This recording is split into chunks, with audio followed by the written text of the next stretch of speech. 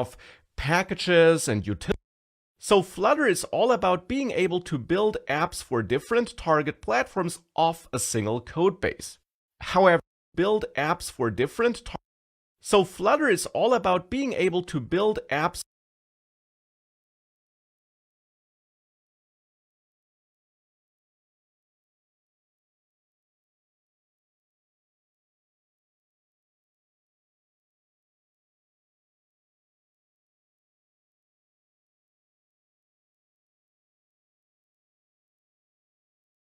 So Flutter is all about being able to build apps for different target platforms off a single code base.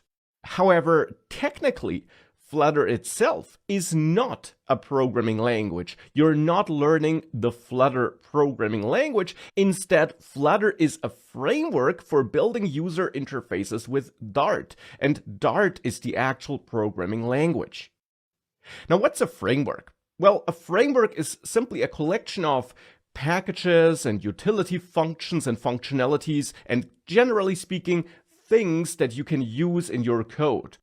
Like, for example, some pre-built code that you can add to your code to make sure that a button is displayed on the screen. That's what the Flutter framework gives you. Now, as mentioned, Dart is the actual programming language you're learning, and Dart is a language developed by Google, which cannot just be used for building mobile or cross-platform apps with Flutter, but to be fair, Flutter is the main use case for Dart. And you use Flutter on top of Dart, so to say, to build these cross-platform apps. The Flutter tooling that's also part of the overall Flutter solution then will translate that Dart code that uses Flutter features to that machine code for the different target platforms, as mentioned in the previous lecture. But technically, you as a developer are not just learning Flutter, but also Dart. But of course, with this course, you will learn both. You need no prior Dart knowledge. Instead, you will learn how to build mobile apps with Flutter, and along the way, you will also learn Dart, so that by the end of the course, you know both.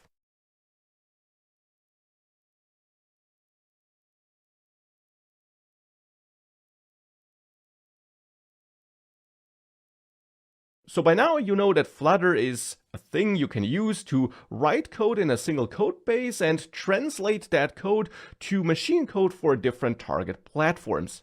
Now, Flutter, as you can see, offers a broad variety of possible target platforms. For example, you can build mobile apps for iOS and Android.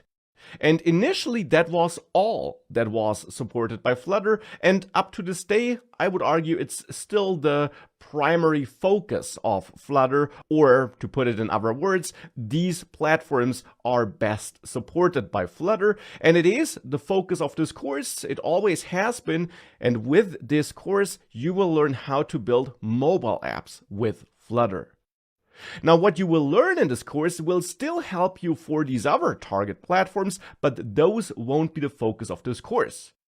For example, you could also use Flutter for building web apps that run in modern browsers, because these web apps use certain features that are not supported in older browsers. And you can also use Flutter to build desktop apps for Windows, macOS, and Linux.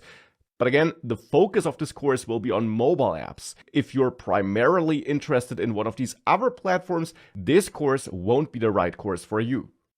Now, what's really important to understand and know regarding these target platforms is that you can, of course, write the code for all platforms, no matter on which machine you are, because it's one shared code base, it's one code for all these platforms.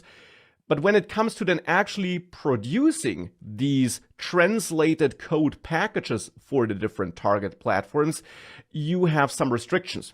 Most importantly, you can only test and run iOS and macOS apps on macOS machines, Windows apps on Windows machines, and Linux apps on Linux machines. So if you want to build an iOS app on Windows, you can write the code for it, because the code is the same. That's one of the main selling points of Flutter, as you learned, but you can't actually generate the app itself that would then be uploaded to the app stores. For that, you need a macOS device. Of course, you can nonetheless write all the code and then just copy that code to a macOS device. to a MacBook, for example, once you're ready to build it for the App Store. But it's worth knowing that on a Windows machine, you can't build those iOS or macOS apps. That's important to know and understand. For Android and web apps, you have no restrictions. No matter if you're on a macOS, Windows, or Linux machine, you can not just write the code, but you can actually also generate the Android or web apps themselves based off that one code base.